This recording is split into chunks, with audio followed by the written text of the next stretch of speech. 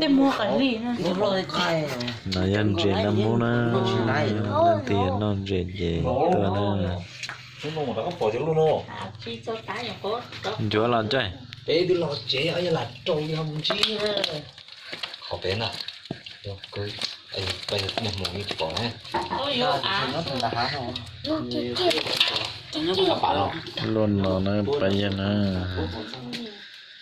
tôi đã thú chế ra nhưng sao lọt chế thế chứ lon cha thì mình thử nè bỏ lấy nè lẹ nữa nó lẹ từ từ không cả lẹ nè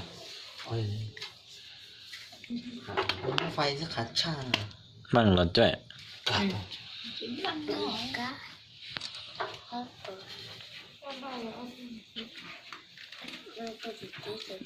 Bỏ chén lo lẽ xong y là. bà sẽ mang thu lọ nó dân trên bạp phong Có cái đó. bạp mông dễ biết ta nó to ta trả lời tôi nói ít tôi cho ó lỗ nữa bên tôi nó thật trận trâu lỗ xa lỗ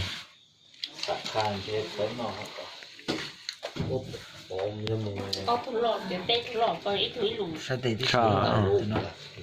đi chứ hả lùi gì cũng lo làm gì tiêu nó đây lùi gì ó lùi ha Ui, lù liếp lung rồi.